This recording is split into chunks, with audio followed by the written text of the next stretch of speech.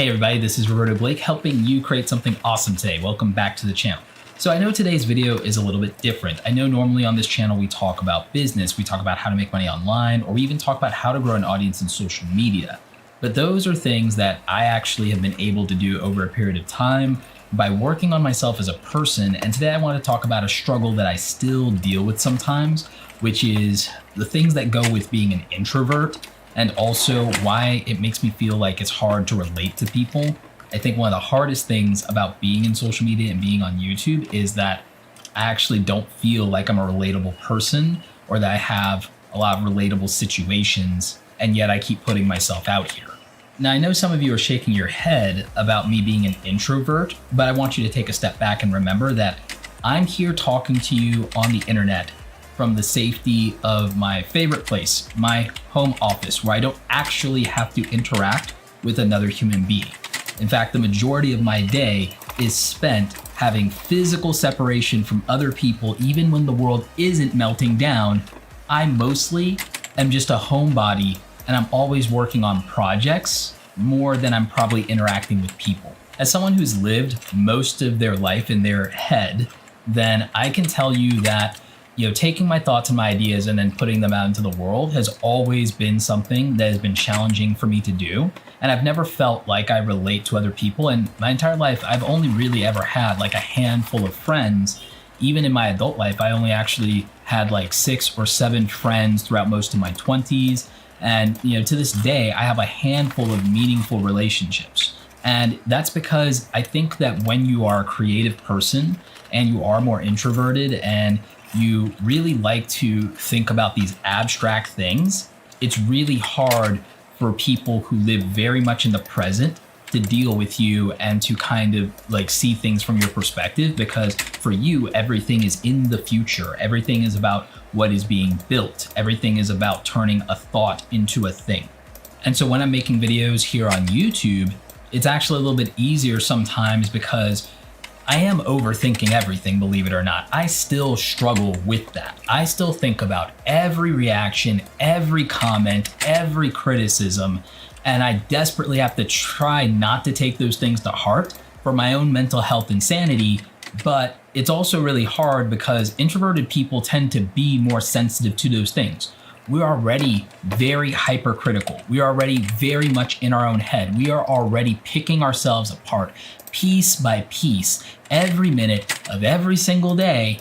And so when somebody else does it, it's just seeing like our worst fears in our mind manifested in reality to say, see, I told you so. Every bad thing you think about yourself, they can all see it. There it is, laid bare.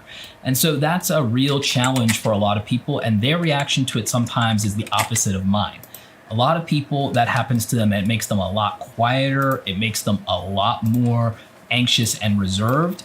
I get the anxious part. The reserved part for me doesn't happen. I constantly find myself in a position where I hate being misunderstood. I hate acknowledging that somehow I failed to communicate my idea in a clear and thoughtful way. And it just nags at me and eats at me. And then it forces me to explain or to correct myself or to try to analyze the gap between what I said and what was heard. And this was extremely frustrating for my parents, for my teachers, every relationship I've ever been in. All of these things are a quirk of my personality that I feel makes me wildly unrelatable, and it's the thing that makes me most insecure about myself. And so believe it or not, for a lot of my life, I just didn't put myself out there with people. I just didn't even try in many cases to make friends. I spent most of my time in my childhood just working in my sketchbooks and just reading and working on art. That's really all I cared about for the majority of my childhood. I remember that I would rush through like my homework or my quizzes just to get in another 20 or 30 minutes of drawing and making comic books.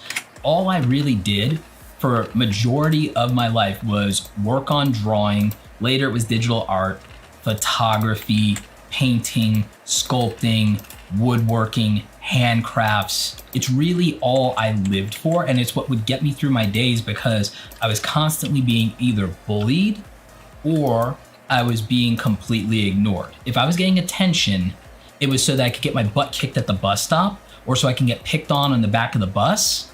And if it wasn't that attention, I probably wasn't getting any at all except for at home. I was getting a lot of attention from my mom and a lot of encouragement and support for my art and my creativity. My dad took an interest in my schoolwork and really made it a point that I had to be perfect at that. Thanks. And so that's another story that I can tell.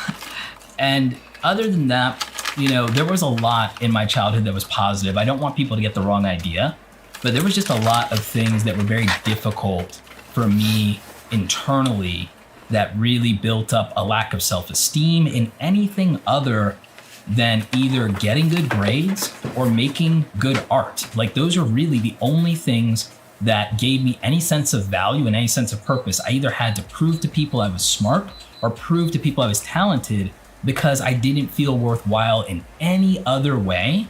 And I had no experiences from my interactions with people to contradict that. And so as much as I'm an independent person with strong opinions that I frequently voice on the internet, I've always been somebody who has struggled with the idea of acceptance. I'm somebody that in my friend group, in many cases, I was the poor kid. I was the broke kid, always needing to borrow money for the movies or need a ride to work. That's who I was. And that became a large part of my identity and my insecurity. And it made me, again, not really try to build connections and relationships outside of my friend group and outside of people that were in their circles. Like, that's really where I had a lot of a lack of confidence. And it's something that I still deal with even to this day in different forms. I mean, you see me on stage as a public speaker, and you think this person has to have a tremendous amount of extroverted charisma and unrelenting confidence. I built up confidence over a period of time, and I built it largely from making better relationships and really exploring myself more and putting myself out there and learning that I could deal with the consequences of rejection. And that's something that's very difficult to do, but I'm also glad that it led to me making videos and content, because those things changed my life. Those things gave me exposure and opportunities that allowed me to build and grow my business and build a career as a speaker and to do a lot of other ventures that I wouldn't have been able to do. I still feel that I would have been successful by retreating into my introverted qualities in some level, because it did make me more thoughtful. It meant that I was like heavily into researching things that I'm passionate and care about. It meant that I could find a way to focus on my work without, distractions. There were a lot of benefits, and I still believe that introverted people can be successful without becoming extroverted people. I, at bare minimum, think that I might be an ambivert or omnivert, like at this point. But my default setting is still to be an introvert. I still benefit the most from solitude and quiet time, meditation, reading books, playing with my dogs, and just working on my craft is the thing that I probably get the most passion out of and the most excitement from. But I also do like talking to other people because I'm fascinated by people and their ideas and how they think. Sometimes I'm much more involved or intense in thinking about how does someone think and what are their ideas. And sometimes it means that I might be not as considerate of their feelings as I might like to be. And if you really look at the content I've made over the last 7 years, and if you look at the way that I actually talk in interviews, I don't talk about myself that much. I talk about things I've done, I talk about my ideas, but there's actually not a lot that many of you know about me personally. If you think about it, you probably don't even know what my favorite color is. Most of you probably don't even know the names of my dogs. Half of you probably didn't even know I have dogs, even though I constantly post about them in Twitter. And so when you really look at it, you can see those extroverted tendencies in me are very rare, and that a lot of what I do comes from a place of introversion, but it also comes from a place of someone who constantly is trying to confront the things they don't love or like about themselves. Believe me, I wish sometimes that I was much more extroverted, because I do see areas where it would benefit me, especially in my interpersonal relationships. I do wish that I was more outgoing than I am. I'm somebody who's very risk adverse sometimes and a lot more conservative than I would like to be when it comes to taking risk. I take very calculated risk, like making content, publishing this video if it actually goes up instead of going into the deleted pile of, for every video I released, there's probably 3 that I deleted that I didn't put out. Like, so I get very in my head about these things. I really wish that, much like an extrovert, I didn't care nearly as much about what other people think about me. But I actually do care, and I get very invested in it because I'm constantly trying to work on myself. I'm constantly trying to find ways to improve. And the thing is, I don't always agree with what other people think about me. And that's where I try not to take it personally into heart. But then again, there is that part of me that is childish and petty. And so there is that.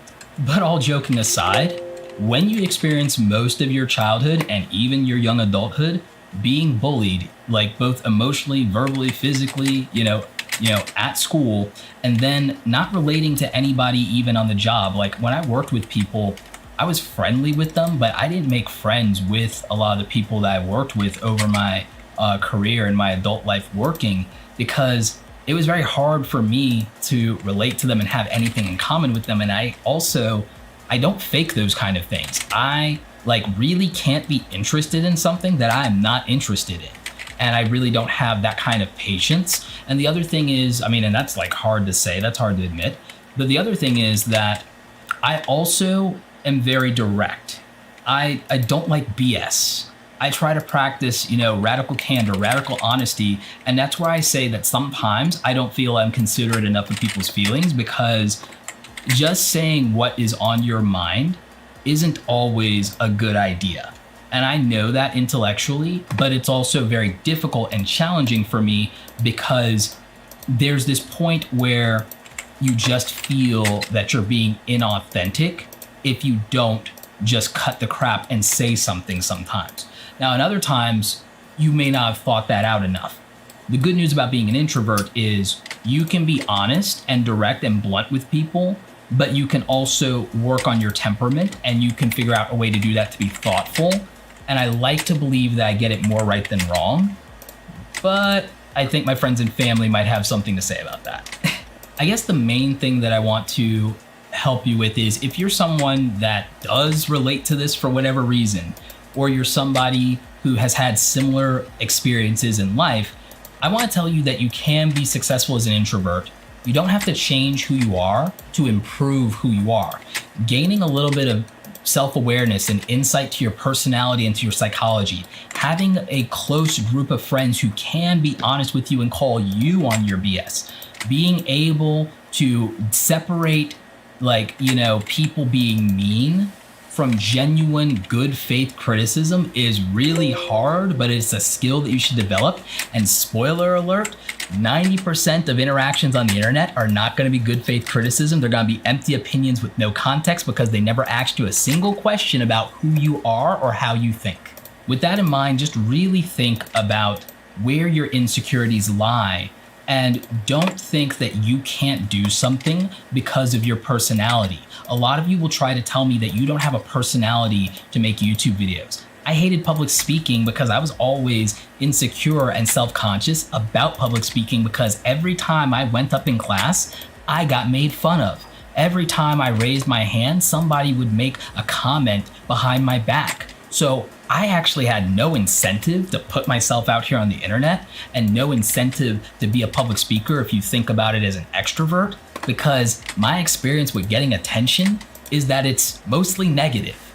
And that's been true for more of my life than not. And so those things can hold you back if you let it get inside of your head.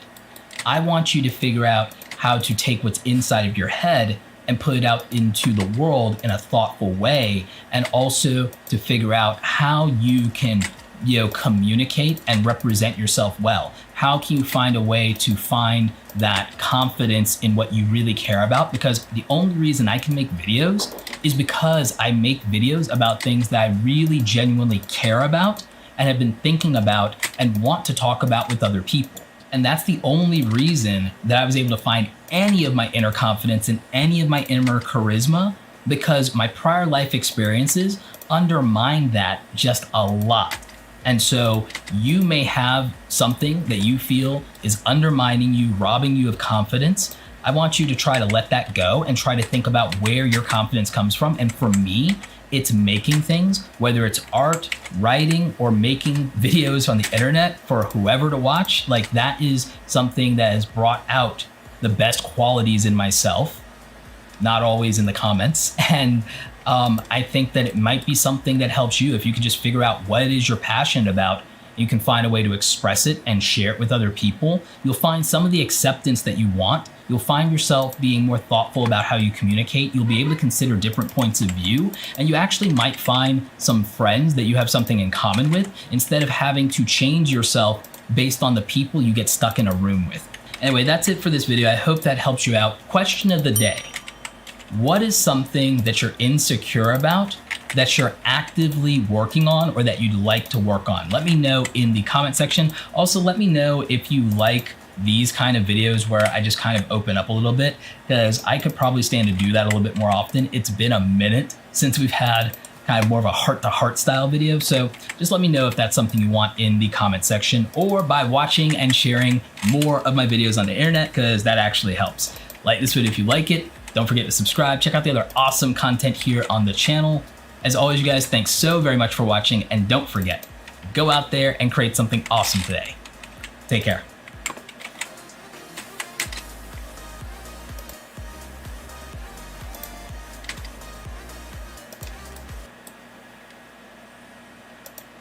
Do you need a niche in order to grow on YouTube? This is probably one of the most asked questions on this channel, so I want to talk about it.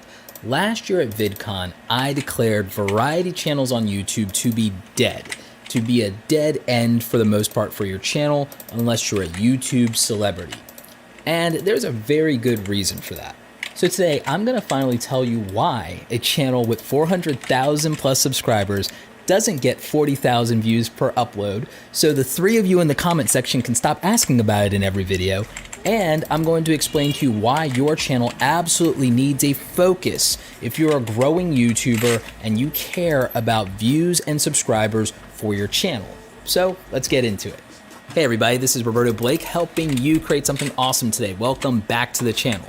For the new people here, first of all, welcome. Thanks for dropping in. My name is Roberto Blake. I'm a creative entrepreneur. I'm a public speaker at events like VidCon and VidSummit. I try to help a lot of people in the YouTube community through my social media coaching business. And today I want to talk about why you need a niche, or at least a focus for your YouTube channel if you want to get consistent views on your videos and you want to build a stronger community. If you look at the biggest content creators on this platform, whether it's, Casey Neistat, whether it's David Dobrik, whether it's Lily Singh, or PewDiePie, Mr. Beast, all of them are known for something. They're not channels that I would always say have a particular niche. I would say that there are channels that you can see that are huge, that clearly have a defined niche in something they cover, like MKBHD. Clearly is a tech YouTuber, and he's most well known probably for his phone reviews, okay? There are a lot of people that you can point to and say that they have a very clearly defined aspect of their YouTube channel, but many of you are focused too much on YouTubers that are personality driven, that are a larger than life personality and caricature in YouTube today. And you don't recognize that even at the very beginning, most of them started out with a very specific niche and a very specific thing that they did before they blew up. You also have to keep in mind that YouTube has changed and evolved over the years. A lot of those people have a very dedicated and loyal fan base from an earlier time in YouTube. Now, what a lot of you don't understand is that subscribers don't matter the way that you think they do in YouTube, especially if you are a smaller channel. They really don't. It used to be that way. I understand that most of you still somewhat superstitiously believe that, but it was the truth in YouTube for longer than it's not been. A lot of you may not remember that in roughly the end of 2015 to 2016, we saw a major change on YouTube where the homepage of YouTube completely changed from mostly being channels you're subscribed to being algorithmically driven. And I want you guys to remember that we've all talked about the YouTube trending page and the fact that the YouTube trending page isn't purely algorithmically driven and that YouTube curates that to do kind of what you could say is in the platform's best interest, especially since that's what they kind of like want to show to, say, advertisers to feel comfortable with YouTube. Well, I want you to think about that with regard to what shows up on the YouTube channel homepage. Yes, a lot of it is content that you've watched, but there's also a lot of things that you know you're getting promoted to you that you never signed up for, that you never subscribed for, that YouTube believes will keep you on YouTube longer. Now, don't get my words twisted with this. I'm not saying that subscribers don't matter at all on YouTube. They absolutely matter, and they do help you unlock features with YouTube, and they do help with some of those recommendations on the homepage, the little bit that we still get from the videos that we are subscribed to. So it still matters to some extent. And obviously it matters for those of you using your subscriber counts to get the attention of brands and to get brand deals, and it can help you get noticed within the community. I'm not disputing any of that. What I am saying is that it's not an algorithmic advantage when it comes to distribution. You've heard the biggest channels on YouTube talk about the fact that, oh, I wish YouTube would just push my videos to my subscribers. Wouldn't that be nice? But YouTube has become very topic-based. YouTube is very topic-driven right now, and you're going to hear me and a lot of YouTube educators and social media experts talking more about the fact that the YouTube algorithm focuses not only on user behavior, but clearly identified topics and subjects. Which means that even a channel like mine with 400,000 subscribers doesn't necessarily get the view to subscriber ratio that you would expect a channel to have. And this isn't me making excuses. I'm actually calling myself out on what you could call a mistake, but it's not a mistake because it has to do with what I wanted. You have to remember that my channel, I started making consistent content in YouTube around 2013, summer of 2013. I'm actually coming up on 6 years as far as my YouTube anniversary for actually going in on my channel. So I'm looking forward to that, but it reminds me of the fact that when I started, my channel was a lot more focused initially, but I have a variety of experiences. I have a lot of things that I want to teach people, and that's my primary reason for being on the YouTube platform, is to teach people things that I know and that I want to pass on to new creatives. And so I started when I did daily content for about 2.5 years. When my channel was really growing to 100,000 subscribers, for like 2.5 years, I was doing daily content, and I covered a variety of topics that I was experienced in and some ones that were just fun for me. And I covered as much as maybe 10 very different specific topics here on the channel, maybe more, but maybe a real concentration of, I'd say, about 7 because of my 7-day-a-week schedule. You were getting a different type of video every day throughout 7 days of the week. I even had different colored shirts for those videos. It was something that I came up with my branding and with my merchandise. Now, in 2013 through 2015, 2016, that was okay. I grew to about 100,000 in, I want to say, April of 2016. So for, the better part of 2.5, 3 years, this was actually working out pretty good. This was working out fine. My ratios were pretty good at the time for what was considered normal in YouTube and in the culture of that time. I still wasn't getting the same amount of views on some videos as other videos, and there were topics that really actually did get a lot of traction, but I wouldn't immediately follow up with another video like that until the next assigned day in the week because I was keeping to a schedule. The better thing to do at the time, if I was thinking more about how to get more views and how to get more subscribers, which I was thinking about for other channels, because even then I was doing some like consulting just with a few channels at that time. I wasn't doing a full-out coaching business yet. I knew that that was true, but my channel was growing and I was making the money that I felt comfortable with, and I was getting a great community and great comments on feedback on all the videos I was making, so I didn't prioritize it. If I had prioritized it, the channel would have gotten more focus. The channel would have been about the videos that were getting me the most views and making me the most money and were performing the best in YouTube. And the channel would have grown to be even bigger. But that wasn't what I committed to with my audience. And that wasn't what I wanted to do, because it was going to mean leaving behind content and leaving behind a segment of my audience that I'd gotten attached to. And that was an uncomfortable choice that I didn't really want to make back then as a creator.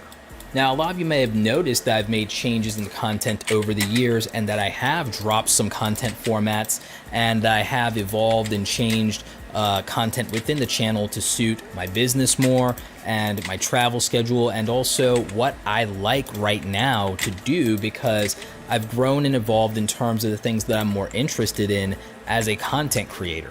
And I've also made choices to prioritize things that support the other ventures that I do outside of YouTube and my other interests.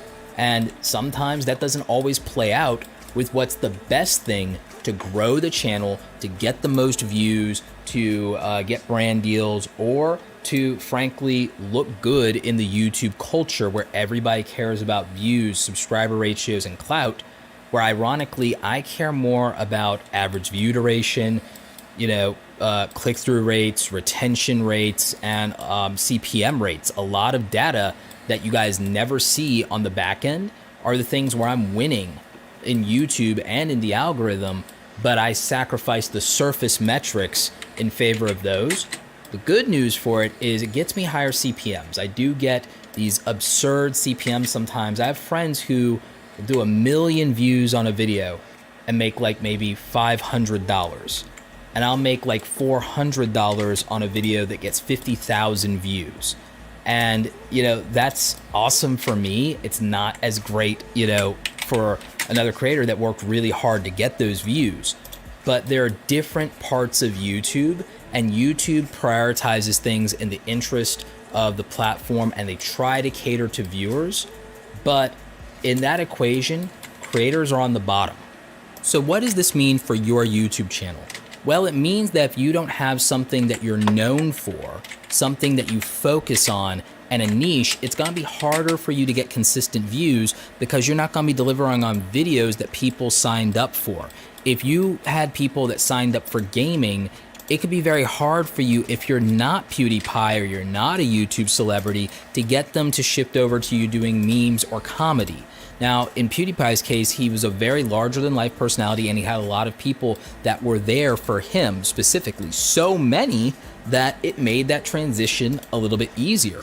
But he did lose some of that loyal audience, and it took a while to replace them.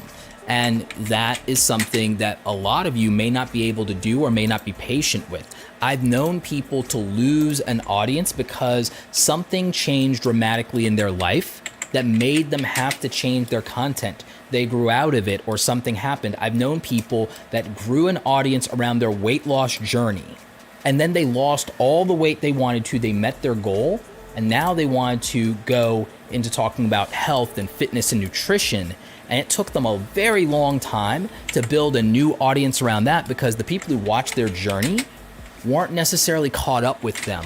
And so they didn't watch them anymore because they weren't there. You know what I mean? They didn't relate to them anymore. That content wasn't for them anymore because they were still on a journey, and so in a way they were left behind.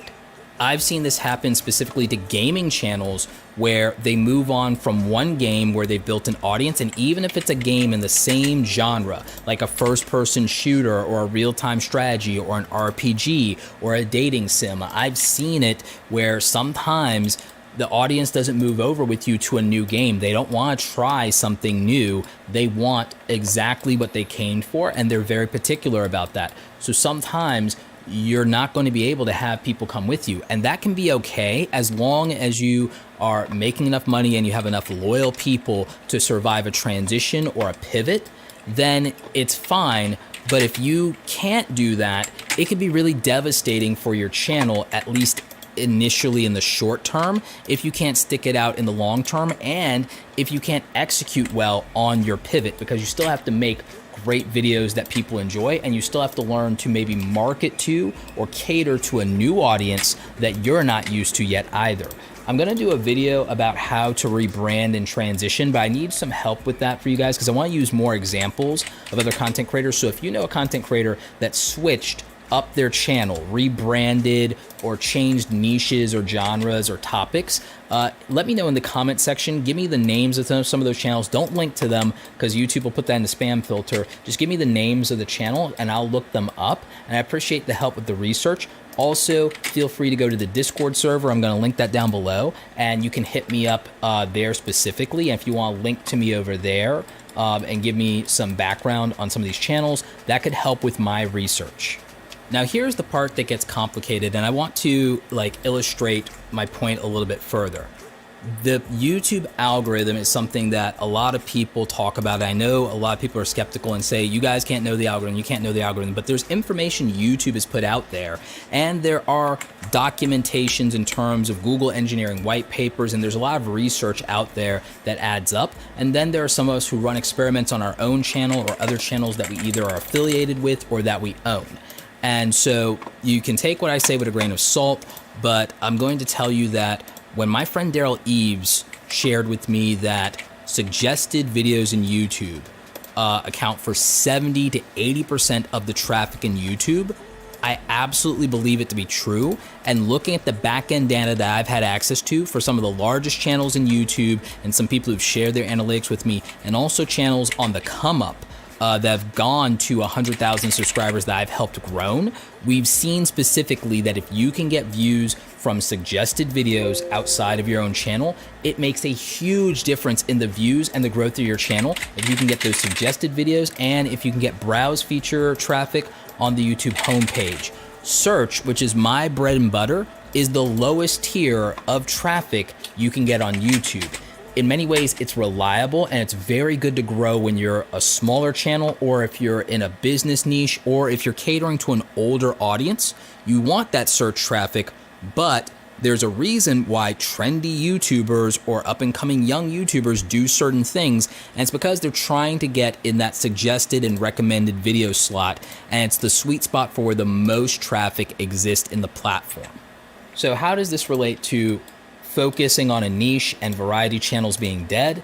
Well, I'll tell you, but I also want you to understand a little bit of the niche I'm in doesn't allow you to focus as ruthlessly on making the same type of thing over and over again. So I want to point out some really fantastic channels that I love that are huge in the platform that have similar ratios to me. Even though their numbers are bigger, you'll see the ratios are the same. If you look at content creators in the platform that are entrepreneurs, that are business people, like Dan Locke and Grant Cardone and Evan Carmichael, you'll see that these channels have over 1 million subscribers on YouTube, but don't usually get 100,000 views on a video. So roughly what you would expect in most cases in normal YouTube, you would say it's maybe 5 to 10% as a ratio, because PewDiePie with almost 100 million subscribers, he's starting again to get closer and closer to 10 million views on a video, but that would still represent him usually averaging 5 to 10% in terms of a ratio. But when you look at channels at 1 million, at least in the type of niche that I'm in, it's dramatically less in terms of the norm there. And why is that? Because entrepreneurs who talk about business and talk about how to grow a business have to talk about a lot of things, because business is a very complex subject matter. It's such a complex subject matter because one day you might have to talk about finances, one day you might have to talk about marketing, one day you might have to talk about hiring and firing people. You might have to talk about e-commerce one day, and you might have to talk about franchising the next. You might have to talk about drop shipping the next day. So entrepreneurship is a very specific type of niche, and so is social media marketing. Not everything is the same in YouTube, so you can't apply the standard of a beauty channel to a gaming channel, and you can't apply a booktubing channel to the same standard that you would a tech channel or a photography channel. Okay, everything is different. So the education genre is different, and then broken down by niche, a science channel is different than a financial channel. Okay, so that's why I keep trying to tell you that YouTube is an individual experience, and in many ways comparing yourself to another channel doesn't really work, because it's never really going to be apples to apples, because hopefully you're making content that you're going to be known for, you're keeping your authentic voice, you're doing something unique and interesting, And your experience and your resources, your background, your life experience is different than anybody else's. So it's going to affect the way that you make content, the way that you present, the financial back end of what you have to work with, the time available. Like, I mean, a YouTuber that has a family and has kids and is married is very different than a YouTuber that might be single or in college. You know, a YouTuber that does this part-time after a 9-to-5 job is different than a full-time YouTuber, even if they're at the same subscriber count and the same genre. So you cannot judge one YouTuber by another YouTuber by their stats, by their views. There's not really a normal in YouTube. It's one of the myths that I really want to just die out in the platform. It's one of those limiting belief things in YouTube that's become part of the culture that is just so misguided.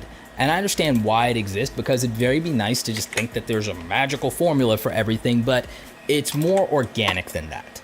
So speaking of organic, let's talk about that YouTube traffic that I talked about with suggested videos. So something you don't know about suggested videos, if you haven't watched videos from my friend Daryl Eves or videos from Tim Schmoyer, is that click-through rate is something in the algorithm that specifically affects your ability to break into suggested videos. And the higher your click-through rate is relative to your channel, again, there's no magic number. It's not 10%, it's not 20%, it's not 30%. I wish it was 30%. Like, no, there's no magic number of click-through rate that you have to hit across the board in YouTube. It is specific to your individual channel relative to performance over time. So you have to figure it out for your channel, a click-through rate that results in you being pushed more to suggested videos. And you can see this a lot of times in your top performing videos. Your top performing videos that get the most views usually have a higher overall click-through rate for percentage of impressions. And you can see that in the YouTube Studio dashboard right now. As of the making of this video, that's still in beta, but we get some great data there, and it's in the Reach Viewers tab, and you can see what your click-through rates are. If you haven't looked at it, you need to check it out. I'm also launching a YouTube analytics course to help you read that data. There may be a link down below because I think we're in pre-order right now when I'm making this video. So what you need to look at when it comes to analytics is that click-through rate, because that click-through rate is going to determine how YouTube evaluates that video and distributes it to more people. Now, the reason that a niche and a focus helps you, or being a massive personality that everyone loves or knows about or is infamous, you know, it helps you because if you can get people to click on more of your videos consecutively, and if more people are watching every video and they're not skipping, these things help trigger the YouTube algorithm and you'll get more views on videos. You also won't have people skipping your videos as much and then not getting them, because when people skip videos, YouTube evaluates that as you won. You'll have a lower overall click-through rate. So in my case, I have segments of my audience that came here for YouTube tips comment, right? I have segments of my audience that came when I was doing more tech reviews. Before, you know, setting up the Creator Gear Guide channel, I had a lot of tech reviews on this channel. I was doing Tech Tuesdays, right? So I had this 7-day-a-week schedule, and I cultivated 7 different audiences, which means that out of my subscriber base from when I was doing daily videos, I have these 7 or more different audiences that don't necessarily overlap. Which means when the algorithm shifted, I had people skipping content because it's not what they signed up for. And I also don't do a 7-day-a-week planned out schedule anymore of this video on this day, this video on that day. It's much more sporadic than that. So that lack of consistency in what people can expect leads to a lack of consistency in click-through rates, which leads to a lack of consistency in YouTube distributing and pushing videos to people, even if they are a subscriber, because YouTube has said that we don't think you care about this content and we don't think you care about this channel anymore, even though you subscribed. And why would YouTube do that? Isn't a subscribe? Well, no, because most people don't unsubscribe from content ever. Even if they're not watching those videos anymore, they don't unsubscribe. Some of you have asked me, Roberto, you watch my videos as a small YouTuber, great, like why aren't you subscribed though? Because I know that if I'm not going to watch more of your content, that even if I subscribe, it might hurt your analytics. And if I'm watching your video and I'm not subscribed, YouTube will still recommend your videos to me because YouTube's that good. Now, subscribing helps and it makes people feel supported and it does help you unlock features in the platform. But we can only watch so many videos in a day, a week, a month, and YouTube knows that. So I understand exactly why the algorithm is doing what it's doing and why videos don't always go to subscribers, because YouTube would rather trust what it thinks we're doing in our user behavior, video to video with what we choose to watch, than assume that a subscribe is a subscribe. And I can kind of see the point there. It's disheartening and it hurts a lot of creators, me included, in terms of our distribution and our potential. But I also can see why the platform felt it needed to do that and why it's in the best interest of YouTube as the platform, even if it doesn't always feel like it serves us as creators or even serves us as viewers. So in conclusion, the easiest way around all of this is to focus on a niche or a topic for your videos, or at least if you're gonna do 2 or 3 things, they have to absolutely be very closely related. You could do tech if you're doing video games and video game like PC builds, okay? Those things correlate. You could do filmmaking and photography and camera gear reviews like Peter McKinnon because those things correlate. Okay, and they're very closely related and they have the same viewership, the same type of person watches those videos specifically. All right, so you could do that. That's where doing more than one thing would kind of work if they're very closely related. Your only other alternative at that point is to just become a YouTube celebrity, beloved by everybody. And that's not gonna be most of us. That's not gonna be me, I don't think, and there's a 99.9% chance it's not you either. So it is what it is. So I hope this helped you figure out that you need to focus in YouTube. And I've got a question of the day for you, and this is probably a 2-parter. So question of the day: what made you watch or subscribe to this YouTube channel? What content did you sign up for from me? And also I want to know, what is it that makes you subscribe to a YouTube channel? How many videos do you have to watch before you decide to become a subscriber? Would really love to know. So like this video if you like it. Don't forget to subscribe. Check out the other awesome videos on the channel. Please don't skip them. Help my click-through rates. As always, you guys, thanks so much for watching. And don't forget, go out there and create something awesome today. Keep it consistent. Take care.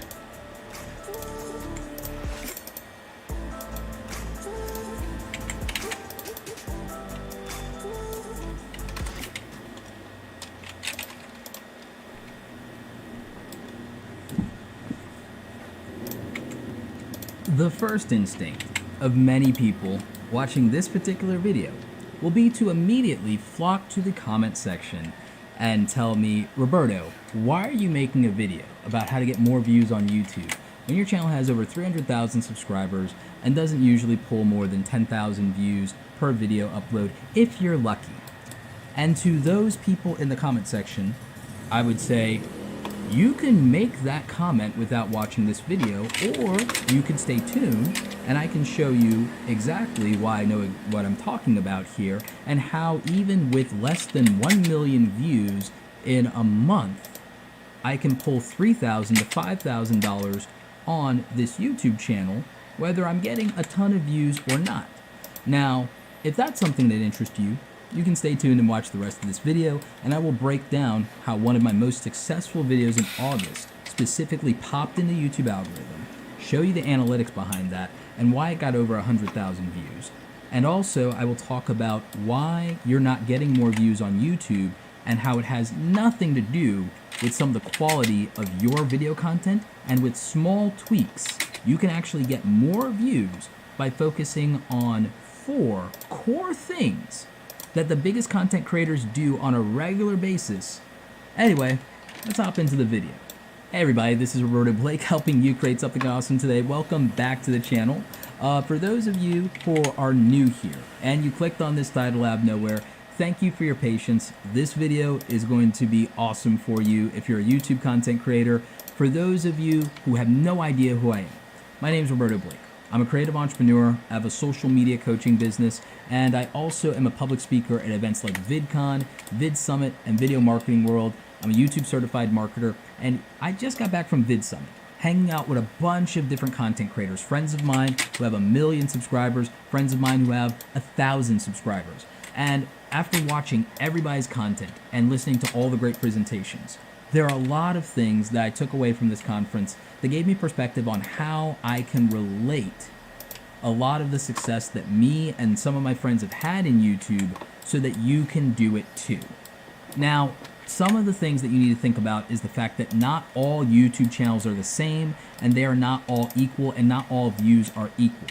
What is normal in your niche or genre of content will not be normal in another genre or niche of content. For example, a gaming YouTube channel cannot be compared to a YouTube channel that is focused on Harry Potter.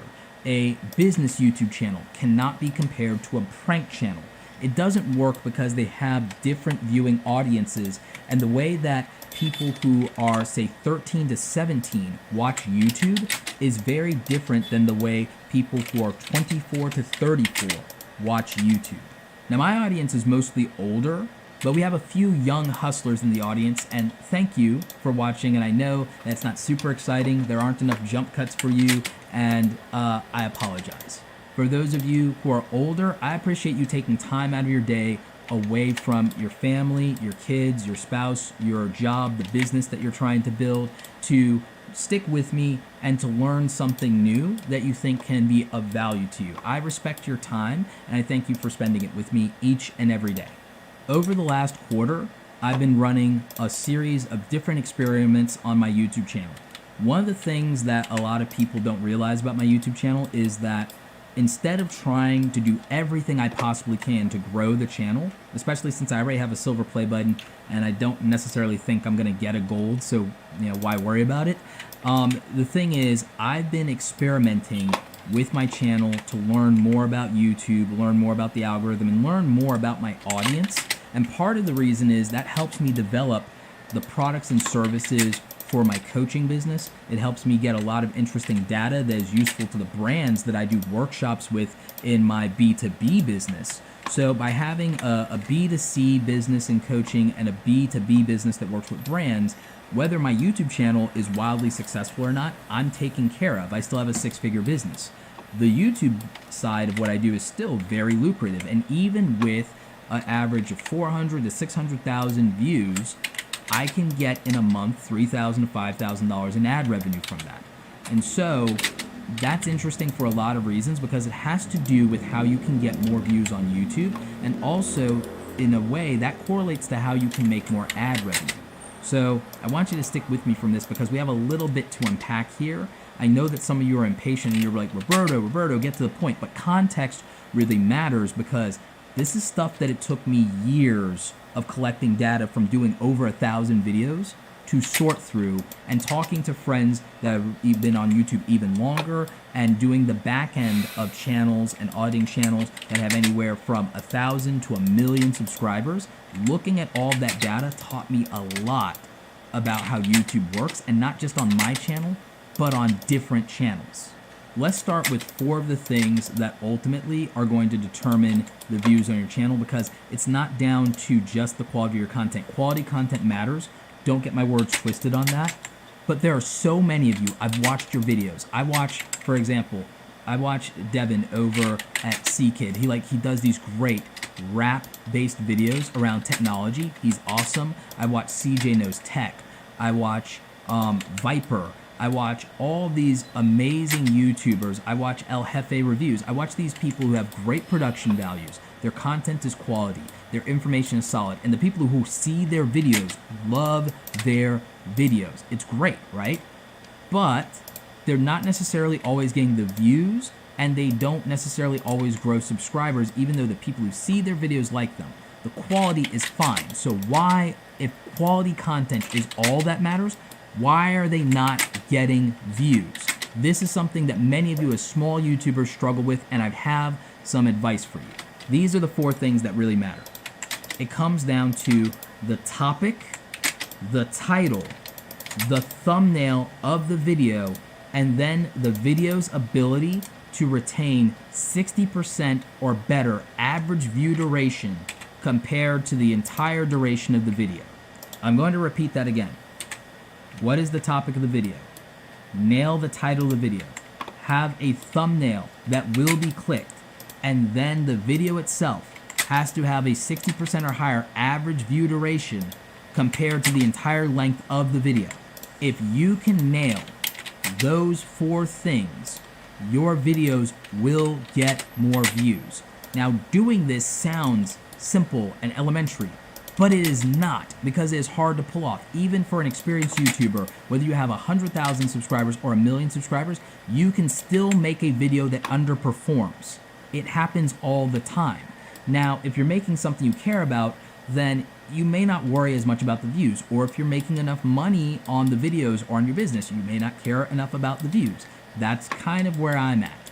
I don't always want to make a title because it just feels wrong. It feels too clickbaity sometimes, and it bothers me.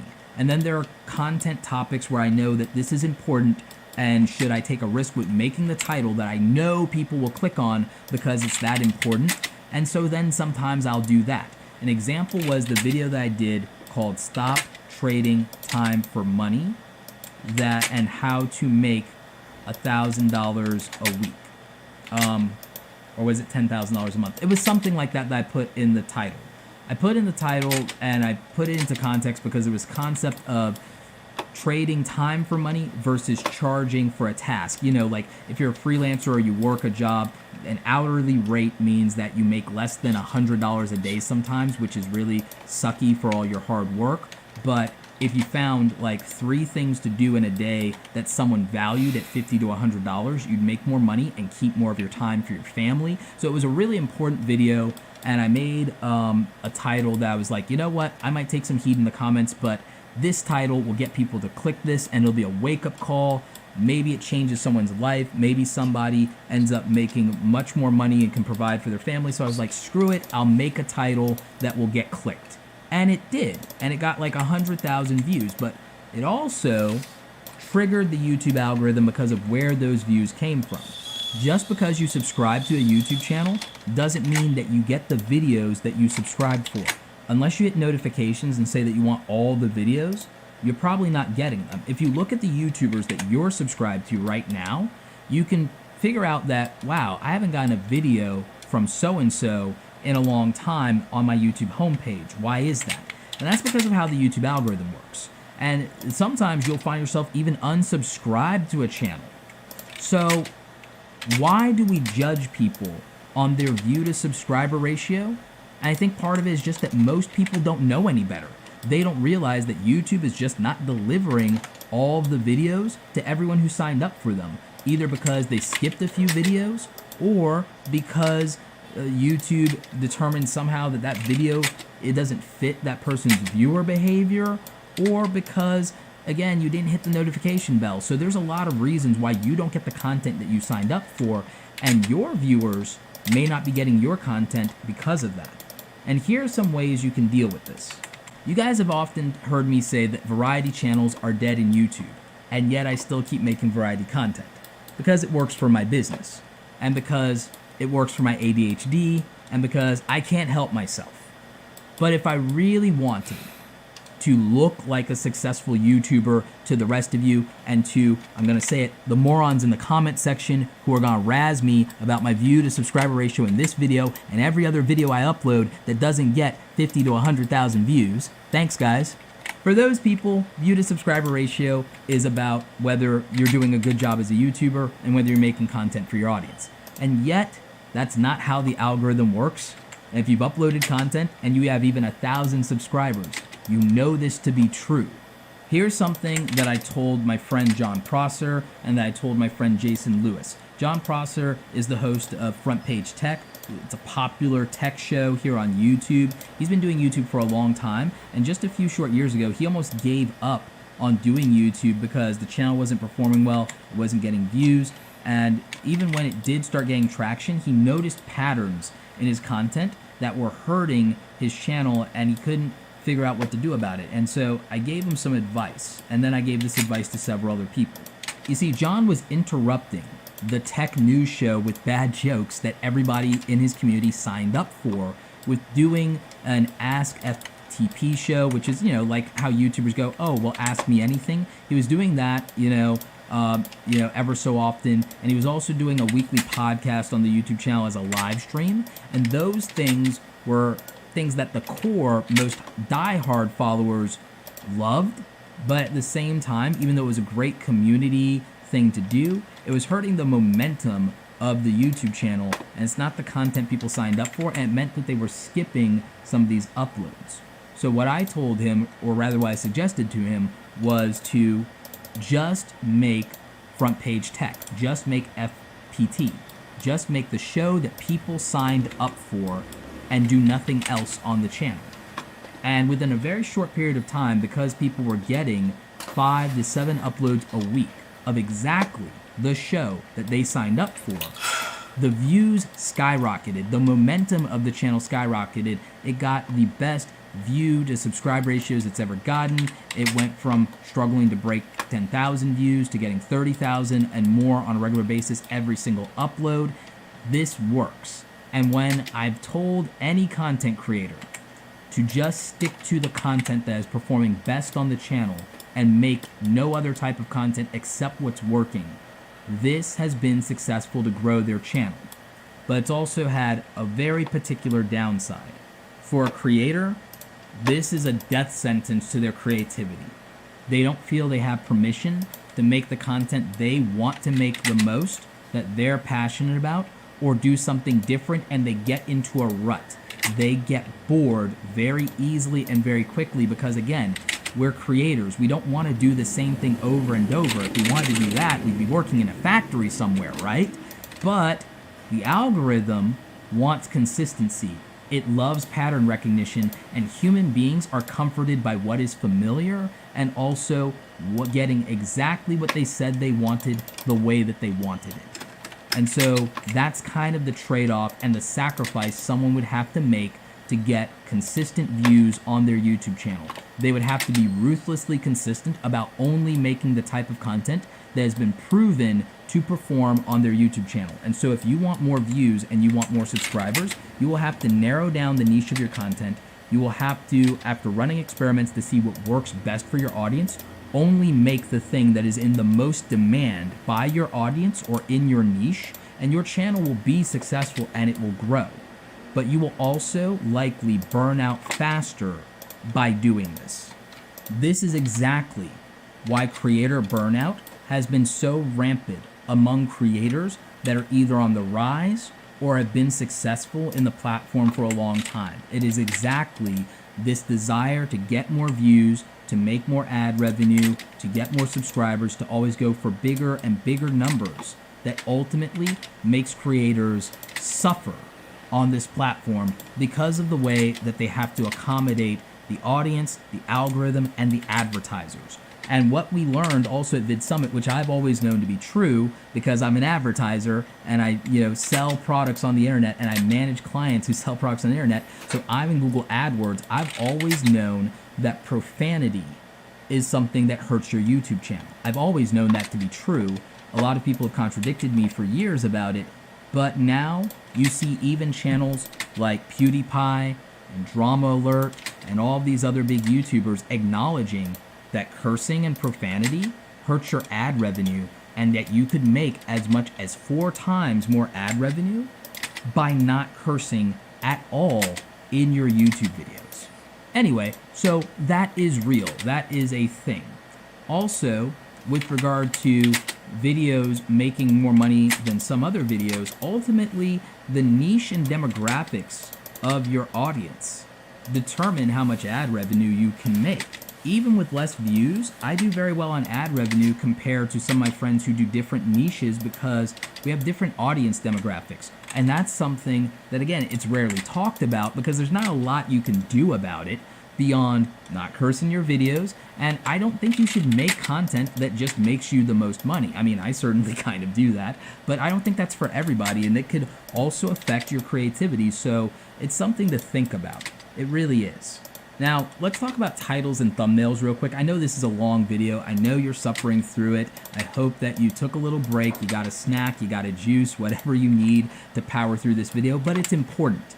And I think that one of the most important tips I can give you is that the title and the thumbnail is what is going to matter probably the most initially for something called view velocity and watch time velocity. If you look at your real-time analytics, and this is great about the YouTube mobile app, if you guys haven't used the analytics in the YouTube Creator Studio that's on your phone, you can see real-time analytics and you can like pull it up and you can say, oh, like in real time, I've uploaded my video and this is how it's performing right now. And this is how many people are watching my channel right now. And those real-time analytics are powerful and they're important. The first hour that you make a YouTube video public is probably the most important hour in that YouTube video's lifetime, and the first 24 hours after that. And this is what is called view and watch time velocity. Watch time and average viewer duration matters the most on YouTube, but you can use views as kind of a rough estimate of that by looking at real-time views and how something is going to perform. In the first hour of an upload to this channel, if a video breaks 2,000 or 3,000 views on the first hour, I know that that video will perform better. If the video gets less than 1,000 views in the first hour of upload, I know that the video is going to have a harder time and struggle, and so then I need to promote it more in my social media and drive traffic to it and hit the engagement in comments to keep people coming back, so that I can accumulate more views and more watch time in the second hour than I did in the first hour, to signal to YouTube that this video does grab people's attention and that it does matter to them, and so they're spending time on it. And that is going to signal to YouTube to keep distributing and promoting the video to more people, like the people who already watched it. So it kind of works like Amazon's like, if you bought this, buyers like you also bought that. So, you know, if I buy a camera, it recommends me lenses and accessories that other people who bought the camera also bought. YouTube's the same way if you think about it from that perspective. The action item from that is that the title and the thumbnail, as well as a topic that has attention, ultimately matters. It's why if I make a video about making money online or getting views on YouTube, that's a topic that has massive attention around it. But can my title and thumbnail pull you in to the video on that topic compared to the other options you have at that moment? And can it do it in the first hour and in the first day? And if you can get that right, then ultimately your video will perform better. I can't always nail that right in terms of timing, and that is why sometimes, despite the hundreds of thousands of subscribers on the channel, that's why sometimes the views don't work out. If I release a video at the wrong time, it could die just as easily. You have to know your audience. You have to know their habits. You have to know how they consume content, and you have to know when is the best time to upload, and there are tools that can help you with that. You can get the topic, title, and thumbnail right, but you have to get timing right as well to be able to get that view velocity. And then the video has to actually be good. The video has to actually be good, because if you're not hitting that 60% average view duration, then guess what happens? That's saying that people aren't really interested in the video and they're not watching it a good portion of the way through, so you're not accumulating enough watch time, you're not accumulating enough average view duration for YouTube to keep promoting that video. If we look at my videos that have gotten over 100,000 views before in analytics, and I'm popping some of that up for you guys, the reality is that if I can nail high average view durations, YouTube promotes it more in its browse features and also in recommended.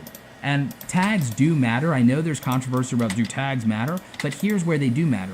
They matter based on the lifetime value of the video. If you're not making a video that's going to be irrelevant in a week because it's a news story or something like that, you want to make sure you get the tags right, because it helps YouTube with recommending your video against other channels and other videos that match your topic. So I wouldn't ignore tags, but I would say to spend 3 or 5 times as much time on your title and your thumbnail. A thumbnail is packaging. Apple is one of the most profitable brands, if not the most profitable brand in the world, because it figured out design, it figured out aesthetics, it figured out that we like stuff that looks good, and it builds its marketing and its design thesis around that. And it's a $1 trillion company. So if you're gonna spend 8 hours making a YouTube video, maybe you should spend a healthy amount of time on a good thumbnail and on researching a good title. And here are some tools that are gonna help you with that. This video on helping you get more views on YouTube is sponsored by my friends at vidIQ. And vidIQ is one of the most powerful tools you can use for your YouTube channel. You can use their research tools to find keywords and titles that have attention around them in your topic, and that can help you optimize your titles and also your tags so that you're getting that traffic that you need and popping that view velocity. They also have a channel audit tool that can show you the videos that you have that have good view velocity around them, so you can make related videos to that. You can also look at your competitors and what has view velocity around their channel, and then you can make similar videos and topics that, you know, are competing in your niche for attention. Maybe you can do it better, or maybe you can make a response video. So if you go to vidiq.com/Roberto and you use the code Roberto, you can get a 30-day free trial of vidIQ and see if this can help your channel. You can also just use the free browser tool. That's actually helpful too. Like I said, this isn't something I can always nail and get right because I want to make content that I think matters to even just one person.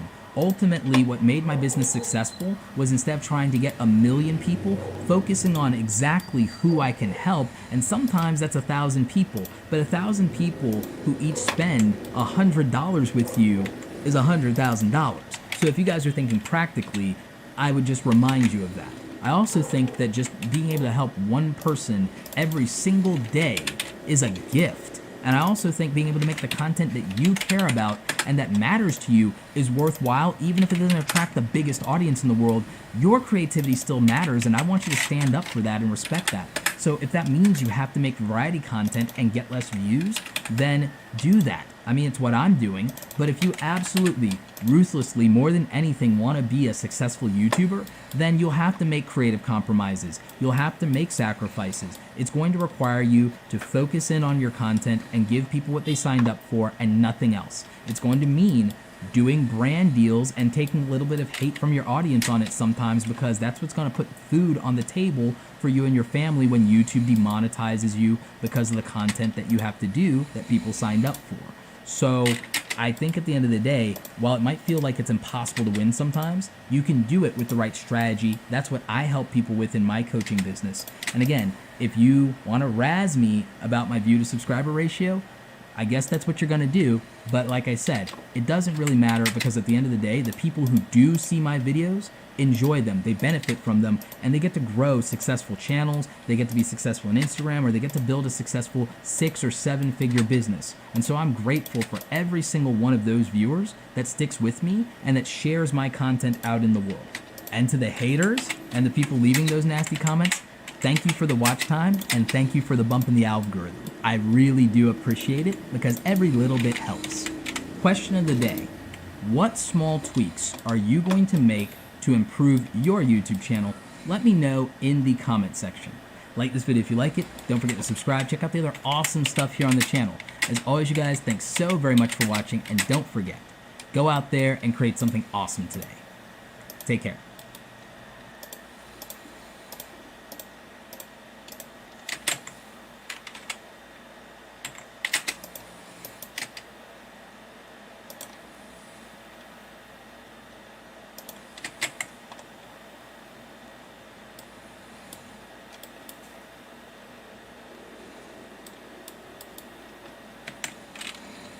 So I'm finally revealing all the big secrets, and the weird thing is, I didn't think that they were a secret. Hey everybody, this is Roberto Blake of RobertoBlake.com, helping you create something awesome today. So today we're going to talk about my secret YouTube strategy that I used throughout the majority of 2016, probably actually throughout the majority of my time here on the YouTube platform.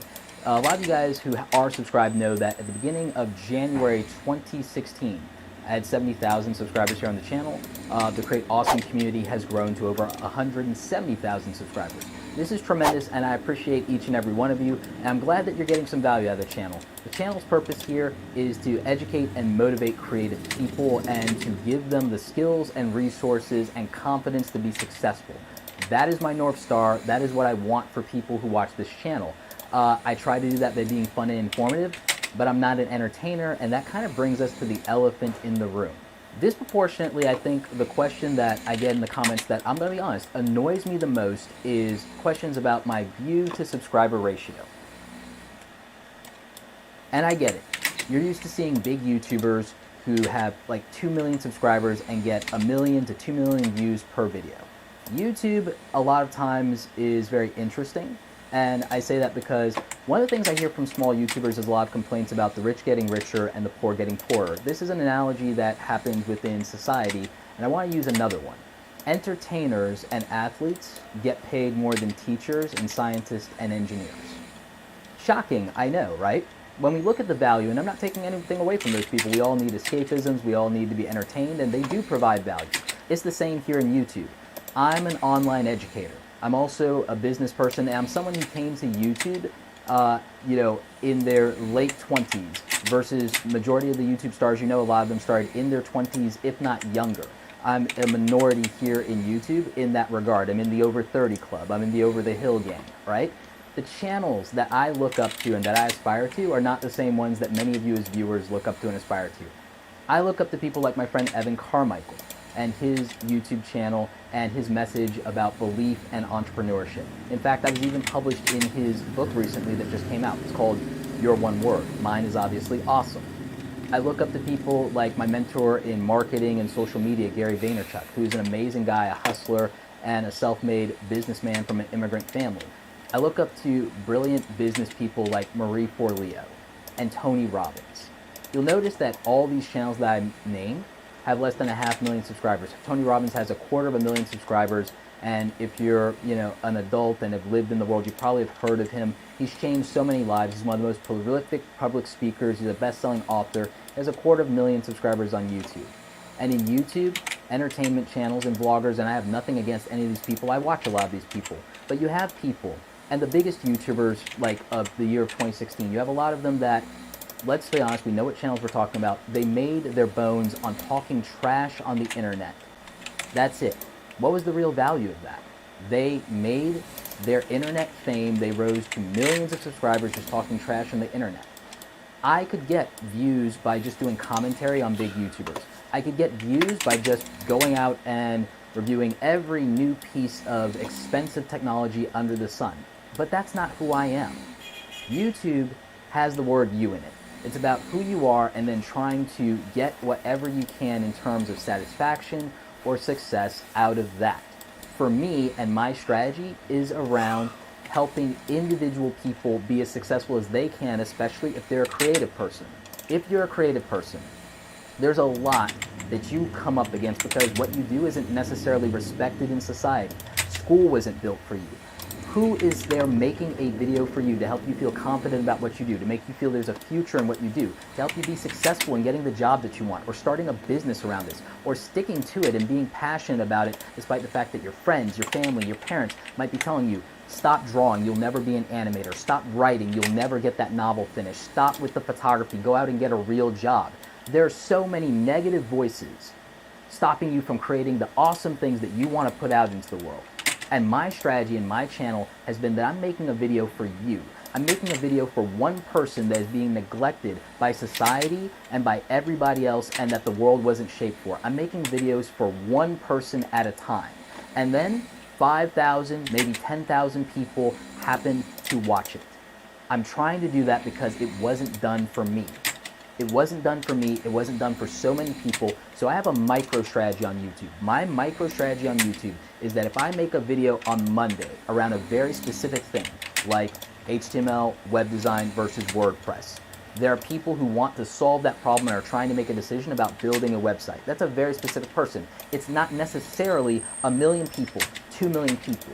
And even if 2 million people need to solve that problem, they may not know who I am yet. They may not have found my video yet. They might by next year, and that video would still be relevant to them.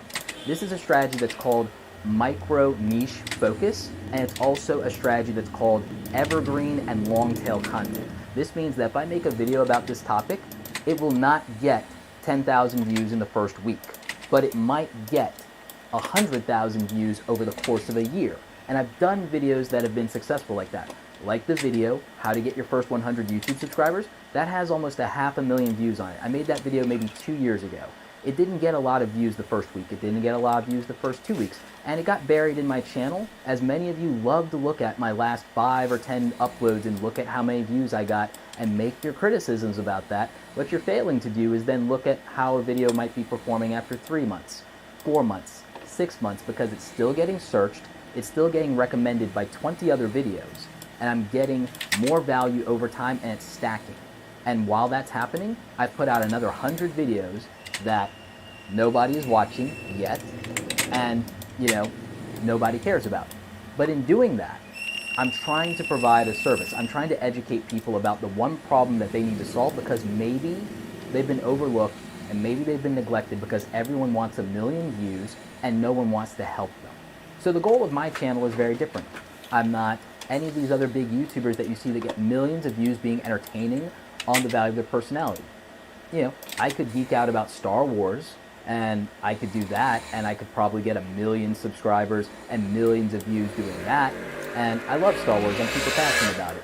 But it's not my overarching North Star. It's not what I'm going to build a business on. It's not my legacy. It's not how I'm going to change lives. The only reason I would ever be interested in getting 1 million subscribers on YouTube, and I guarantee you, and I've seen channels that I actually love like this, even if I got 1 million subscribers on YouTube, I would still have videos that only get 10,000 views, because I will still make content like that. I will still make content for the person out there, the one of you that nobody wants to answer your question. You guys will notice that I reply to my comments all the time. I also make videos based on specific comments from viewers. And one of the things I want to go back to doing is, when I ask people to leave comments, I want to go back to putting up on screen and highlighting a comment or a question from somebody, because I want to do that for people and acknowledge them. And so I think that's important. But most of the people that you respect most on YouTube, they almost never reply to comments. I'm very engaged and I'm listening to all of you. I'm watching and reading every single comment, good or bad. And it's a lot of them. Overwhelmingly, they're mostly good. I love you guys. You guys are very nice about those things, and you guys actually ask really good, smart questions. I never have to worry about my content strategy. Do you know why? You guys are my content strategy. I take every single really good question in YouTube and I put it into a spreadsheet, and I have a list of over 2,000 videos that I could make that were all recommended by you guys because of your smart questions. And so I never run out of ideas for content. I never do. Here's the other thing. I don't have a niche. Most YouTubers that get a really great view to sub ratio, it's a smart tactic to go very niche. But even if you have a niche and you do a very specific thing, like Jared Poland, Frono's Photo, he's a great YouTuber in my opinion, and he's somebody that I've watched for years and that I admire. I don't watch every single video, but his niche is around photography and also around cameras and camera gear. And even with over 500,000 subscribers, it's very rare for a video of his to get even 50,000 views. Gary Vaynerchuk is a business and marketing guy with almost 400,000 subscribers, and it's very hard sometimes for his stuff to get over 50,000 views. Some of that's YouTube algorithm stuff, but a lot of it comes down to this. Not everybody subscribes for the same reason, and that's also a part of the strategy of my channel. I call you guys the Create Awesome Community because I wanted to be a collectivist. I want a community that wasn't just designers. I want a community that wasn't just photographers. I didn't want a community that was just marketers. I didn't want a community that was just YouTubers. I didn't want a community that's just tech enthusiasts. I want all of these people in my sphere because these are all the things that mean the most to me and that I care about. These are the things that I can go on for hours and hours talking about. I need to be authentic to myself. I get bored if I just do one thing. I wasn't formally diagnosed. Actually, I think I was. But I relate to people who have ADD and ADHD. When I was a kid, they wanted to put me on Ritalin because I was very energetic, I was very passionate, and I would always flip from one thing to the other, but it didn't mean I was inconsistent. It just meant that I had a lot of interests that I liked tying together. And I know a lot of you can relate to that. So, in knowing that it would be a barrier to being truly quote-unquote successful on YouTube, I embraced the thing that's abnormal about me. I embraced the thing that I think is unique about me, and I went with it. And I decided that whatever I get out of it is whatever I get out of it. And what happened is this. I get a lot of you who just subscribe for the Monday graphic design videos. In fact, by my last count, based on metrics that I figured out, about roughly 40 or 50,000 of you specifically subscribe for the Monday videos. And that's really all you care about. And then their tech videos, some of them do really well, like the Microsoft Studio video that did 100,000 plus views in its first week and has done another 120,000 over the last 30 days. That's almost 250,000 views on a video. That's more than my subscribers. So it's not like I don't know how to make that kind of video. Do I only want to make that kind of video? Do I only want to make a video if I think it can get views? No. I want to make videos that that small group of neglected people might care about because no one's making content for them. The Wednesday videos where I actually show you guys how I edit my photos, how I choose my camera gear, how I do my lenses, how I do the setup to make these videos. That's something that's actually valuable to people who either want to get into photography and people have made it too complicated for them, or they only buy the most expensive gear. I love showing you guys budget gear. I love showing you guys what a $100 lens can do for you, what a kit lens that came with your camera can do for you, because not everyone can afford that. Not everyone can afford the most expensive stuff, and so who is making videos helping the person who needs to get a camera with the money they're making from their part-time job? Nobody is making those videos, so I make those videos. So that's what the Wednesday stuff is. Thursday, I do like the tutorial videos where I show you guys my workflow in Premiere Pro and exactly how I edit the videos for this channel, or how to use a specific tool or technique, or how to make thumbnails in Photoshop. I make those videos, and they're, I think they're very good. I think that they break down the process and make it easier.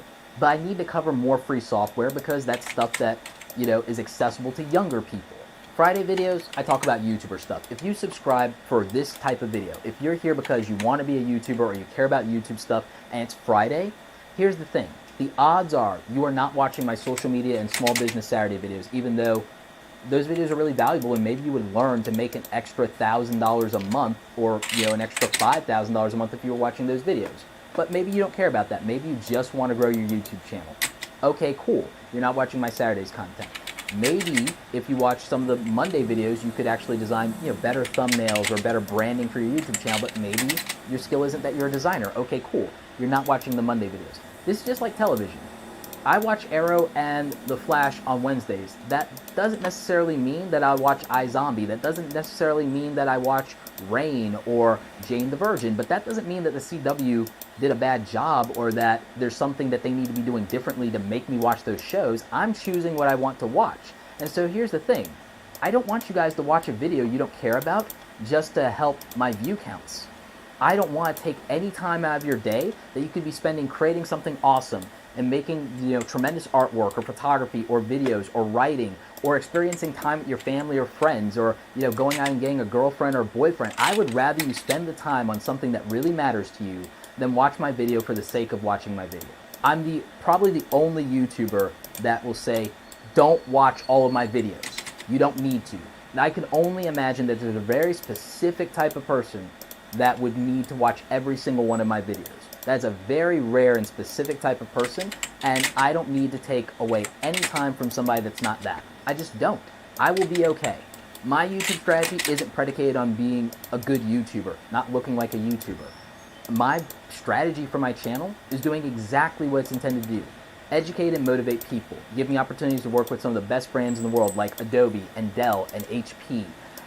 It's being able to raise my public profile as a speaker so I can go to conferences and speak at things like Adobe Max or How Design Live or any of the other events that I've been so privileged to be a part of. Like I'm going to be at Social Media Marketing World next spring in March on one of the biggest stages in the world. I'm going to be speaking at the same event that Gary Vaynerchuk is speaking at. I'm going to be speaking at the same event that Marcus Sheridan and Guy Kawasaki and Kim Garst and Subi Zimmerman and all these amazing world-class thought leaders are speaking at. And the YouTube channel helped me accomplish that goal. So this channel is working exactly as intended. I don't need to buy subs, like some of you think that I'm sub-botting or I'm buying fake subs. No, I don't need to do that. I spend enough money on my gear and my business and my hardware and my travel and my hobbies that I don't need to spend money on that. If I was going to spend money on anything from a marketing standpoint, you know what I would spend the money on and what I plan to spend money on in 2017? I plan to spend money on YouTube ads. I plan to spend money on YouTube ads that will market my upcoming book, that is a self-help and business book for you guys called the Just Create Awesome book. I plan to spend ad money marketing my speaker reels that are coming out so I can get more speaking engagements, so I can meet more of you, so I can talk with you guys for 2 hours after I get off stage. That's what I would spend money on. It just happens that some people subscribe to my videos, they watch a couple of them, they get what they need, and they never unsubscribe. And then they come back because something ends up in their feed box. I'm actually doing better on that thanks to the new YouTube algorithm, which I talked about, because my view count has actually doubled on a monthly basis now. So it's not like progress isn't being made. I didn't make this video to brag about any of my successes or anything that's going on with me. I made this video to make the point that you can't judge all YouTube channels equally. There are different categories in YouTube for a reason. I know some tremendous people who are doing great things in the fitness and yoga and food preparation community of YouTube, and the way that their community works is very different than my friends like Jason Horton, who's a YouTube comedian. His channel works very differently than those people, works very differently than mine. Even among the YouTube business people, our channels all work differently. Even among some of the tech people that I knew, like my friend Andrew, like their channels all work differently. YouTube is an individual experience. That's why it's called YouTube. And so I think that when you try to put everybody in a box as a YouTuber, you're doing yourself as a viewer an injustice, and you're also not necessarily being fair to the intentions of that YouTuber because you decided what a YouTuber is, when that's something that a person decides for themselves, just like anything else. So I've kind of talked about my content strategy. I have a very specific kind of idea of what a content strategy for YouTube for my channel looks like. It's the evergreen content, the stuff that's good forever. Primary example, my 10 ways to make passive income online video. That video, I made it 6 months ago. It got maybe 100,000 views up until 30 days ago, where it got another 250,000 views on top of that. I usually don't talk about money as much here on the channel as far as how much I make on something, but I'll tell you for this one video, in the last 30 days, I made an extra $1,000 off this video based on the views from AdSense alone on that one video. So when you're worried about my view to sub ratio, I would say don't worry about that. Don't cry for me. I'm doing just fine.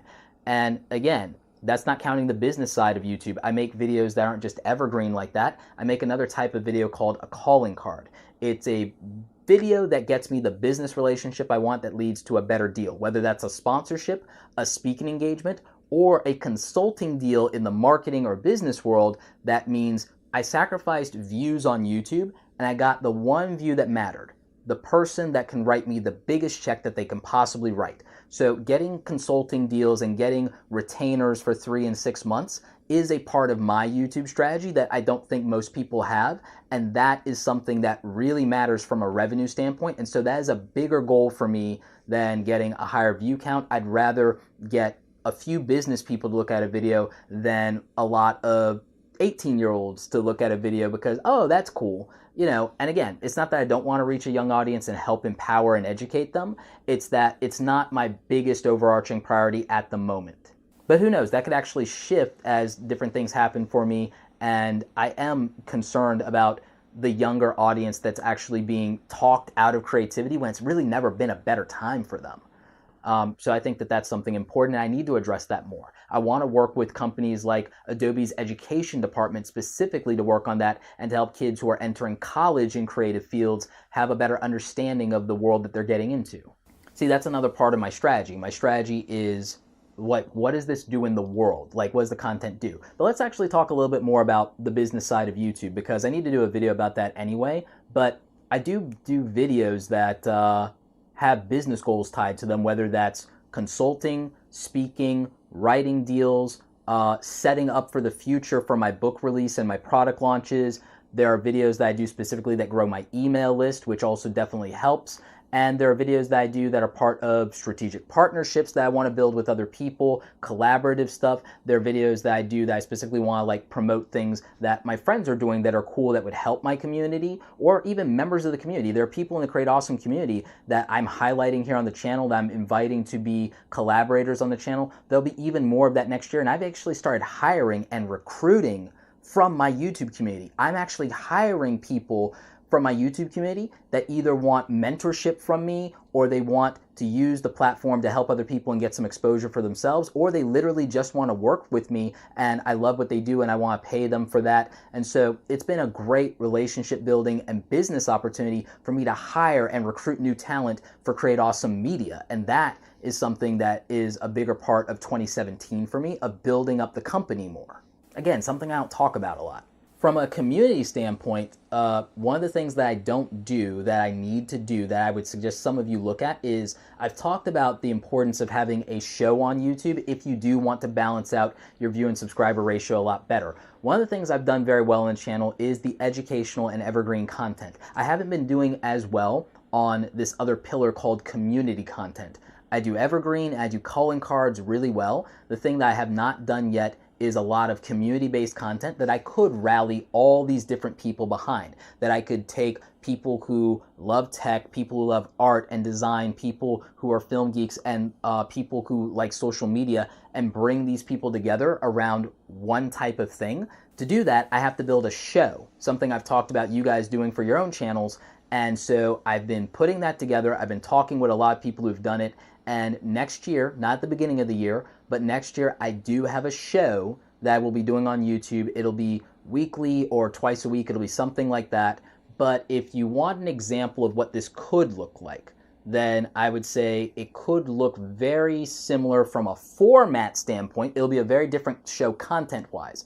But if you've ever heard of Gary Vaynerchuk and you've ever watched the Ask Gary Vee show, in terms of a format for a show, in terms of a marketing strategy for a show, in terms of something that brings a group of people together, I think that it's very close to a hybrid of that and similar things that Philip DeFranco is doing and similar things to what Linus Tech Tips is doing. So if you kind of kludge those things together, you'll have an idea of what my show might look like in 2017. And that's a new part of the YouTube strategy, and that will actually balance a view to subscriber ratio on that piece of content when that comes out every week, because it's something that is collectivist by its nature versus me doing one-off videos. One-off videos are only valuable to the person who needs to solve that particular problem or cares about that particular type of thing.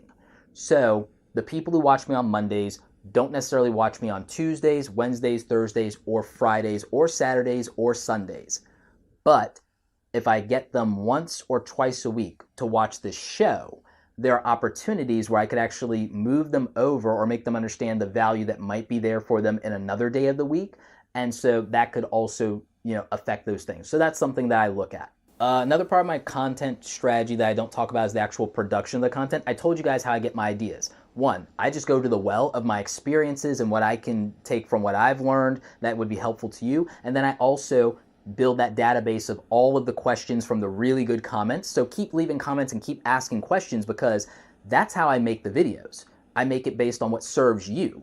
But beyond that, what I don't talk as much about sometimes is the production strategy.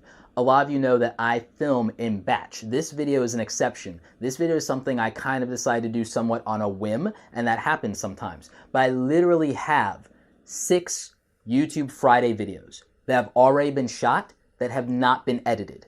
Those are sitting there. I have 6 weeks of content just for Friday. So I have more than a month of Friday content just sitting there waiting to be edited right now. It's why next year I've hired Rohan, and I might hire Zoe. I'm talking with her about this to take on some of the editing of the channel so that I can front load the things that I feel like need my eye or need my attention or are more complicated to edit, and I can have them do all these simple edits, and I can get content done quicker. It means that I could also look at a strategy for 2017 of going to 2 videos a day, which would grow the channel in a lot of ways faster. It lets me do a bigger variety of content, because what if I decide to introduce a new series? You guys know that I've actually done mini series and I've done stuff before. What if I wanted to do more series? What if I wanted to do lotteries for once a month or twice a month channel reviews and partner with Tubebuddy on that to do that more regularly and review small YouTube channels and give them advice? That's something I can only do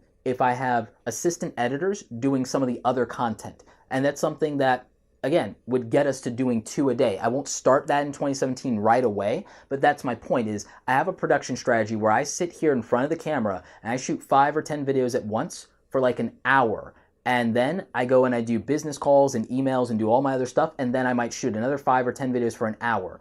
I try the first week of every month, unless I need to do a video in real time, in the first week of the month, I actually try to get all the YouTube videos shot and in the can and edit as many as possible front loading. And then I try to get everything edited for the entire month as best as I can before week 2 gets here. And I don't always do that successfully, which is part of why I'm going to hire some help. And so that's part of my production strategy, is that I make as much batch content as I can, and I put myself in a position where because I'm making evergreen content, it doesn't matter when I release it unless something interesting happens. So, that's part of this whole secret quote-unquote strategy. I'm telling you exactly what I do because I'm not afraid to compete with anybody. I only compete with myself. I don't worry about what other big YouTubers are doing unless I can learn from it. I don't worry about what small YouTubers are doing unless I can help them. And so that's how my channel and my content and my strategy and the way my brain works is I'm trying to build something that has real value and real substance in the long term for people and that they can always go back to and use. I'm building Netflix. It's not my thing to want to do a weekly or daily news show and just do whatever's hot right now and then that video is dead in a month and there's no point in watching it. That's not the style of content I want to do. I want my content to be something that people can binge on. I want it to be something that they can learn from. I want to be able to use it as a thesis for structure to do online courses, whether those are free or whether those are paid. I want to use that to then compile the best tips into ebooks that might help people who've never watched a YouTube video in their life. These are the things that matter to me. This is where my strategy lies. And again, if I was going to spend money on anything regarding my YouTube channel, I would never buy subs and I would never buy views, and I advise that you guys never do that. And as far as buying ads to grow your YouTube channel, I'm not interested in buying ads to grow my YouTube channel. I'm interested in buying ads that sell my book. I'm interested in buying ads against motivational videos because I think that that could help people and then it introduces them into my ecosystem. I'm interested in ads that maybe grow my email list because then I make money off my email list if someone converts to being a client. I'm interested in buying ads in YouTube against my marketing and consulting for social media. I'm interested in buying ads against YouTube for my speaking engagements so I can do that, so I can meet more of you guys and so I can speak on bigger stages and network with other people and make business deals and get new sponsors.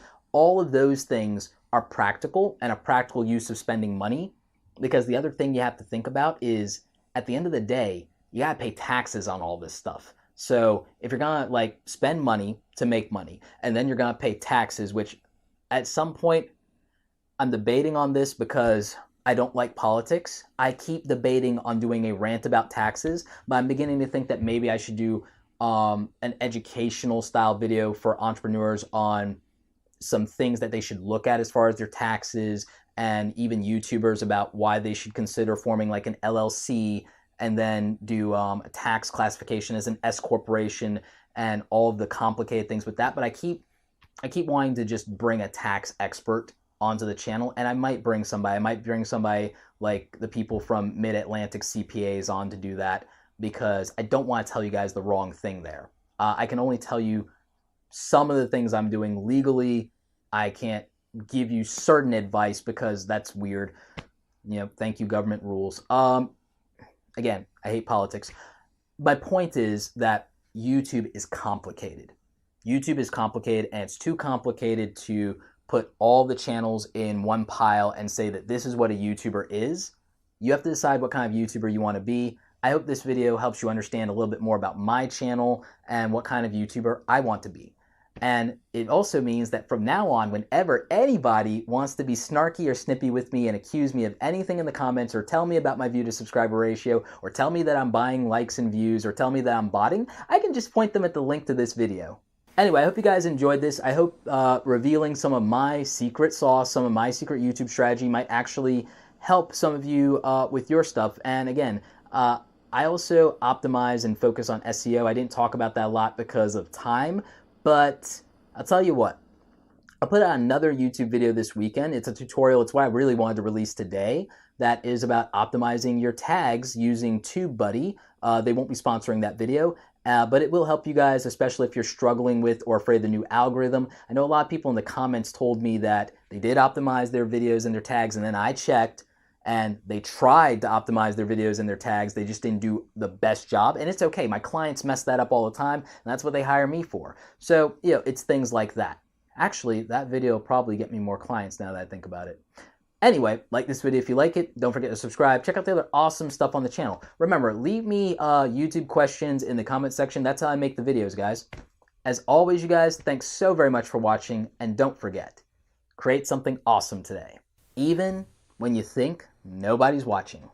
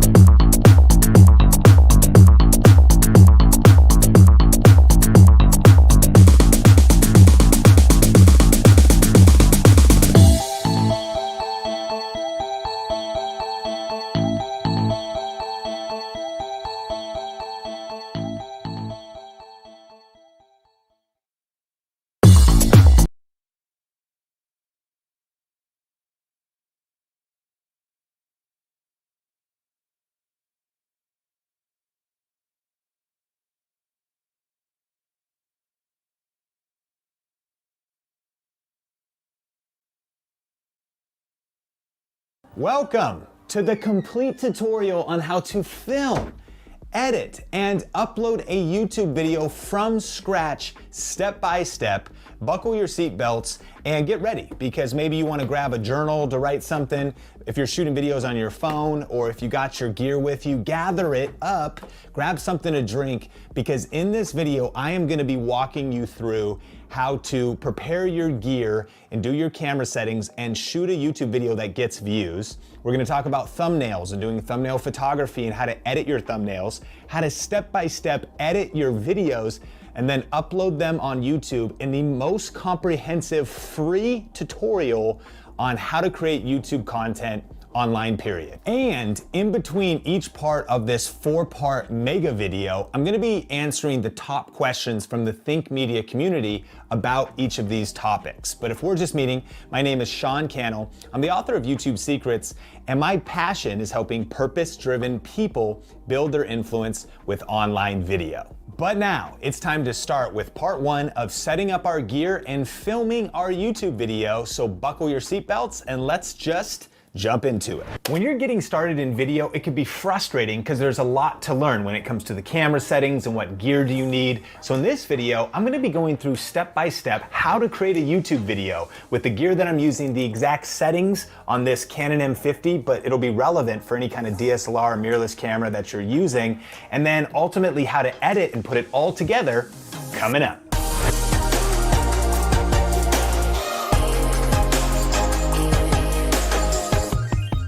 Hey, what's up? Sean Cannell here, and this is Think Media, bringing you the best tips and tools for building your influence with online video. And on this channel, we do a lot of tech gear reviews as well as strategy videos on how to build your influence with social media. So if you're new here, consider subscribing. But hey, we're starting a 4-part series where we're gonna be going through how to shoot a great YouTube video with a DSLR or a mirrorless camera like the Canon M50 or the SL2. I'm gonna be talking about how to shoot thumbnails and go from shooting the photos to editing them, then how to edit the video and then also upload it. So we're gonna take you concept to completion of creating YouTube content. So let's just dive into it right now with the gear we're gonna use to create this video.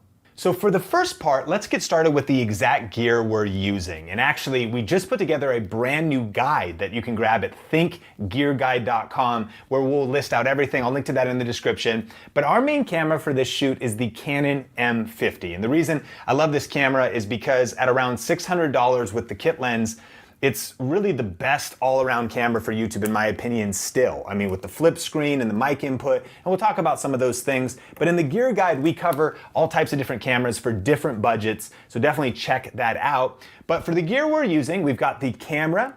The main lens I'm gonna be using for the video I'm creating for my other channel, Sean Thinks, is the 11 to 22 lens because it's wide, really good for small and tight shots to get a really wide shot and good for vlogging. Using a Tascar shotgun mic right on top here. A little bit later in the shoot, we'll use this Boya mic.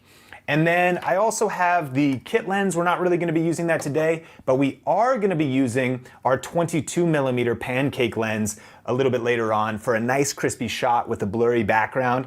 And then finally, I've got a K&F Concept tripod here that I'm gonna be using because I'm gonna be creating this video as a solo creator, like many of us are in the Think community, right? And so this is the full kit. I've got an SD card in there, and all together, you could pick all this up for a little bit under $1,000. You don't need all of this to get started, but these are sort of like the ultimate kit, I think, to create some killer YouTube videos. So we're gonna start in just a second, but now let's talk about the settings before we start shooting. All right, now go ahead and grab your camera, no matter what camera you have to follow along, but if you've got your M50, grab it.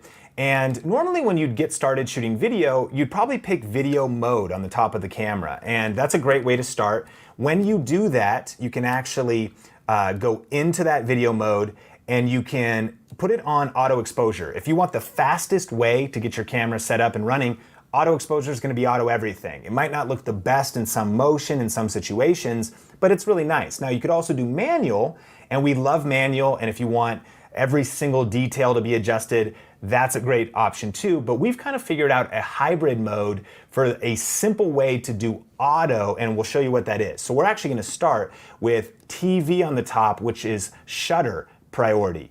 And you can look that up for your camera. When it's in shutter priority, that allows us to prioritize what will make the video look the best. So let's talk about it.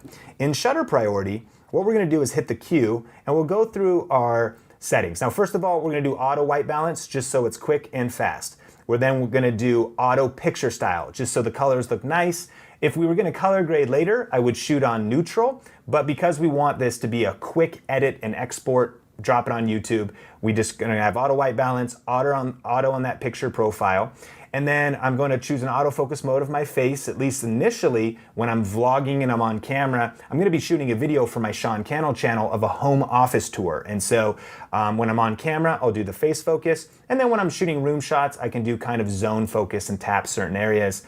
But then the biggest thing here now is our frame rate. And so if you want 24 frames a second, which is kind of a film look, you could choose that. If you want more slow motion or faster, if you're doing sports or something, you could do 60 frames, but typically I shoot at 29.97 or 30 frames a second. Now, once you pick your frame rate, and so pick 29 frames a second, 1080p is perfect, is then your shutter follows the 180 degree rule, which means if you're shooting 30 frames a second, you want your shutter speed at 60. If you were shooting 24 frames a second, you'd want your shutter speed at 50. Again, it's double whatever your frame rate is. And so the cool thing about shutter priority is it's going to always keep our shutter at 60.